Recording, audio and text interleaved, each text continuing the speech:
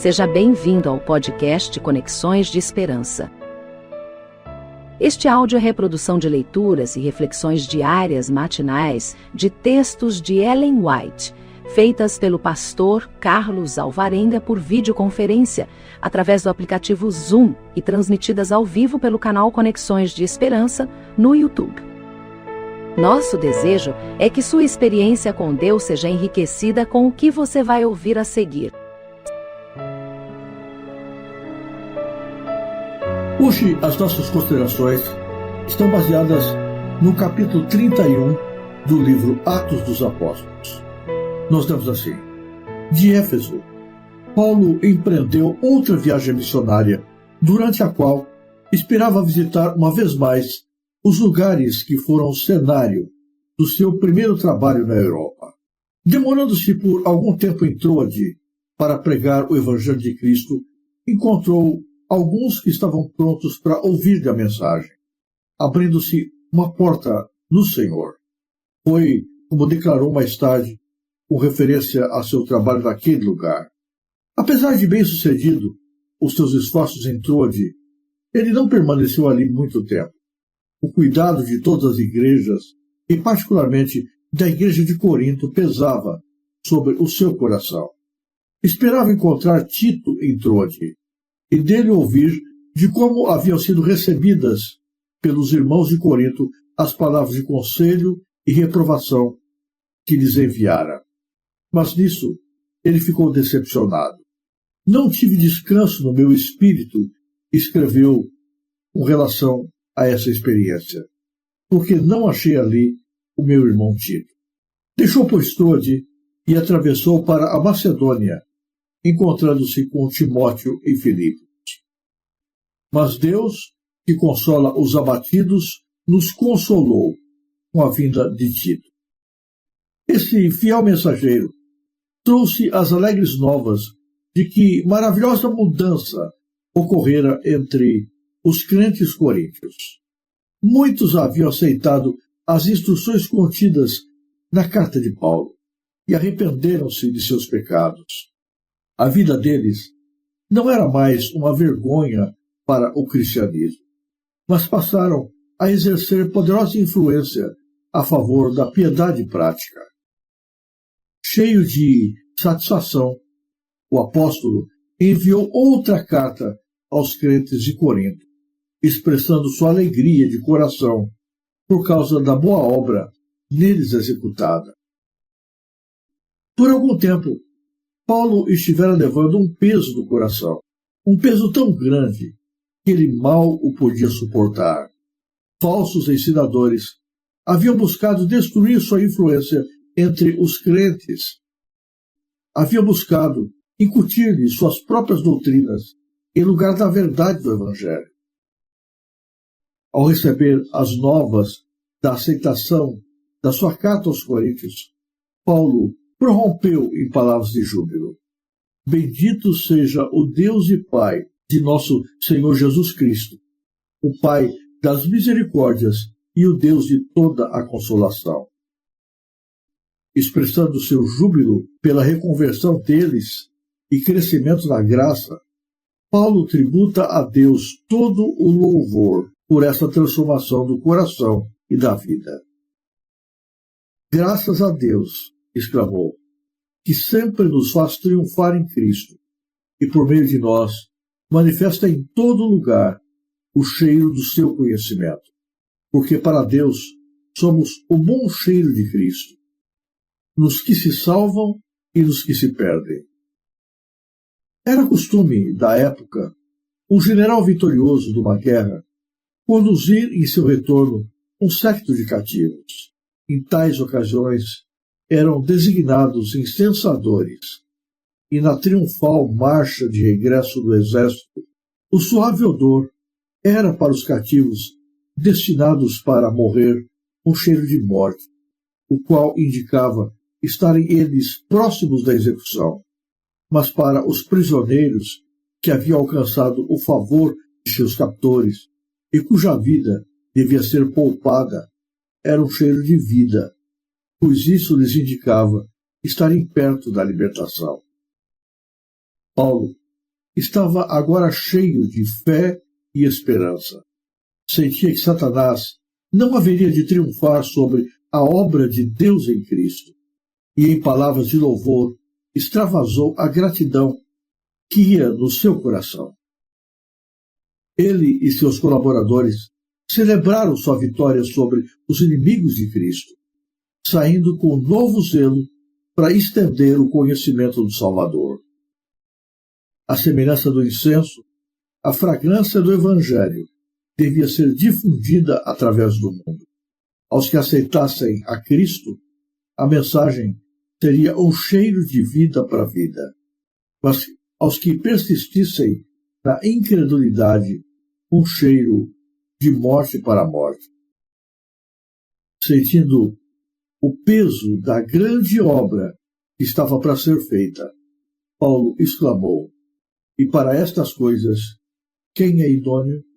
Quem está habilitado a pregar a Cristo de maneira que seus inimigos não tenham justo motivo para desprezar o mensageiro ou mensagem por ele levada?"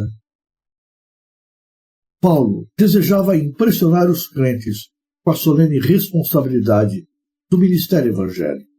A fidelidade em pregar a palavra, unida a uma vida pura e coerente, só pode tornar os esforços dos pregadores aceitáveis a Deus e proveitosos às pessoas. Os pastores de nossos dias, que arcam com o peso da enormidade da obra, bem poderiam exclamar com o apóstolo: "Para estas coisas, quem é idôneo?" Havia alguns que tinham acusado Paulo de louvor próprio por haver escrito a carta anterior. Crentes que se mudavam para outro lugar levavam muitas vezes cartas de recomendação da igreja a que estavam unidos. Mas os pioneiros da obra, os fundadores dessas igrejas, não tinham necessidade de tal recomendação. Os crentes coríntios, que haviam sido levados do culto dos ídolos para a fé do Evangelho, eram eles mesmos toda a recomendação de que Paulo necessitava. O haverem recebido a verdade e a reforma operada em sua vida davam eloquente testemunho da fidelidade de seu trabalho e de sua autoridade para aconselhar, reprovar e exortar como ministro de Cristo. A obra do ministério não é uma obra fácil. Ajudar pessoas, trabalhar com gente, é muito complicado, porque cada pessoa é um universo particular. Cada um tem respostas e ações diferentes e imprevisíveis. Os animais muitas vezes são muito mais responsivos e agradecidos àquilo que se faz por ele. Os seres humanos, na maioria das vezes, respondem com ingratidão, com frieza, com dureza de coração, a todo cuidado que se lhes é dispensado. Por isso, não é fácil ser um representante de Jesus liderando a Igreja de Cristo. Paulo sentia isso na carne, ao lidar com as pessoas para as quais ele havia pregado o Evangelho. Nós já vimos anteriormente todo o resultado da obra e o seu desenvolvimento dentro da Igreja de Corinto. Vimos como aceitaram alegremente a fé a princípio, mas depois voltaram-se aos velhos caminhos, permitindo que surgissem dentro da igreja muitas coisas desagradáveis e muito distantes da vontade de Deus. Paulo sofreu, se angustiou, chorou, sentiu amargura no seu coração por causa do que estava acontecendo na igreja de Corinto. O seu coração pesou-se de tal modo que ele foi constrangido a escrever uma dura epístola, a primeira epístola aos Coríntios, em que ele toca na ferida, em que ele chama a atenção para os seus erros e pecados e os incita ao arrependimento. Embora soubesse ser necessária esta carta, sabia que a mensagem era dura e no seu coração temia pela reação da igreja de Corinto e ficou feliz quando soube que essa carta havia sido bem recebida. Na verdade, a maioria dos membros da igreja aceitaram a mensagem de reprovação, humilharam o seu coração, arrependeram-se dos seus pecados, buscaram em Deus graça e mudança de vida. E houve crescimento na igreja de Jesus em Corinto. Graças a Deus, houve uma resposta de fé, houve reconsagração, houve reconversão, houve mudança de conduta. Quando Paulo soube disso, ele se alegrou muito. Ele louvou o nome de Deus. E ele confessou todo o seu temor, toda a sua tristeza, toda a dor do seu coração ao corrigir os seus irmãos. Chamar a atenção, corrigir, disciplinar é uma obra tremendamente difícil e complicada. Não é fácil censurar pessoas. Eu me lembro com muita clareza, um sábado pela manhã, em que eu terminei o culto com o coração extremamente pesado, porque aquela manhã havia sido muito dolorosa. Como pastor, eu havia disciplinado um grupo de irmãos, cuja conduta estava trazendo opróbrio sobre a igreja. Aquilo havia sido muito difícil para mim. Não era agradável estar fazendo isso. Eu, particularmente, não desejava estar naquela situação, mas era necessário. Estava na porta da igreja, despedindo os irmãos, que no final do culto agora voltavam para casa. Alegrei-me quando um jovem passou por mim, apertou a minha mão e disse: pastor, por favor, marca a data do meu batismo. Hoje o Espírito Santo falou no meu coração. E eu saí dali pensando como o Espírito Santo poderia ter falado ao coração daquele rapaz exatamente naquele dia que para mim havia sido tão pesado, em que eu me sentia tão vazio. Mas, na verdade, ao estar aplicando a disciplina àquela igreja, eu estava agindo em nome de Jesus. E o nome de Cristo foi exaltado quando isso aconteceu. E o Espírito Santo operou no coração de pessoas que estavam frequentando a igreja, mas não tomavam decisão até aquela hora. E naquele dia, levou-os a se decidirem em prol de Jesus Cristo. E eu fico feliz porque esse rapaz, até hoje, está firme na igreja. Aliás, hoje, ele é um pastor. Ele foi tocado por Deus exatamente no momento mais complicado, no momento em que eu, como pastor, estava sendo constrangido a fazer uma dura obra, uma obra que eu naturalmente não gostaria de realizar. O Evangelho de Jesus representa um cheiro, um perfume, que pode representar expectativa de vida para aqueles que se arrependem e pode significar morte para aqueles que permanecem nos seus pecados. Quando um general, após as batalhas, voltava, ao se aproximar de Roma, eles queimavam incenso.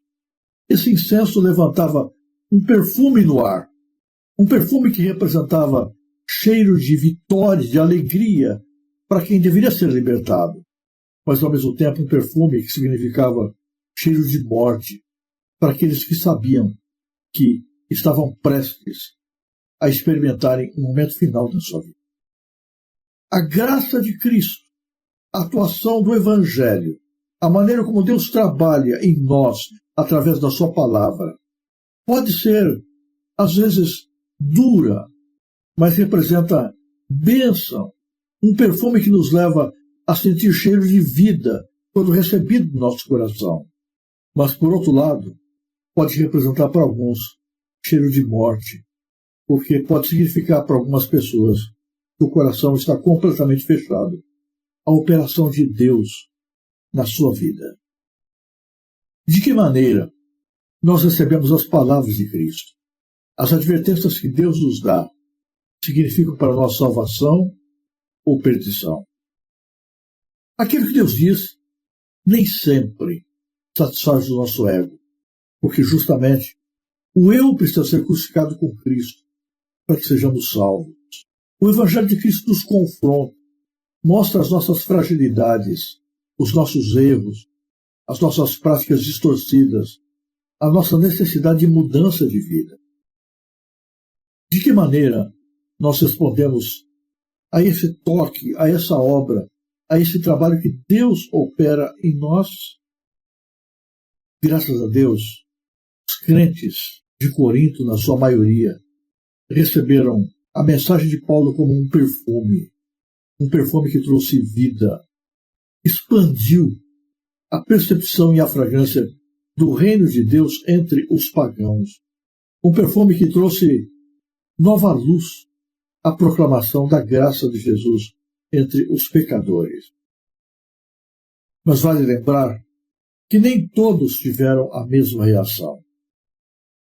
Alguns acusaram Paulo de escrever a carta para exaltar-se a si mesmo, para colocar-se como um ditador de regras, alguém que se julgava superior, alguém que se colocava acima do restante da igreja, alguém que julgava ser o dono da igreja. Para esses, a carta de Paulo não foi um perfume para a vida, foi uma maldição. A mensagem era a mesma, mas enquanto a maioria se abriu para a atuação do poder de Deus e se deixou ser moldada pela graça do Senhor, esses poucos se endureceram, se fecharam, deram lugar não à voz do Espírito Santo, mas à voz do diabo. E por isso, essa mesma carta que representou salvação e vida para alguns, para esse pequeno grupo de pessoas, representou perdição e morte. É surpreendente, mas isso mostra, na prática, aquele velho provérbio popular que fala que o mesmo sol que derrete a manteiga endurece o barro. A mesma graça de Jesus, que salva alguns, condena a outros. O mesmo evangelho, que significa libertação, felicidade, salvação, para alguns, para outros representa condenação, perdição, morte. O mesmo odor, que é um perfume para alguns, é um cheiro horrível para outros, porque demonstra a dureza do seu coração. O Evangelho é o mesmo, mas as respostas são diferentes e produzem resultados distintos. Não é Deus quem determina se a sua mensagem vai ser vida ou morte para mim. Sou eu mesmo. É a maneira como eu respondo à graça de Cristo que determina a eficácia que o sacrifício de Jesus tem na minha vida. Tem sido toda a luz que eu tenho recebido bênção para a minha vida ou tem sido motivo de preocupação e indicativo de perdição? Tem meu coração estado aberto à atuação do Espírito Santo ou será que eu tenho me endurecido diante das oportunidades que Deus nos concede? Que o Evangelho de Jesus seja um perfume na nossa vida, um motivo de alegria e de comemoração de vitória.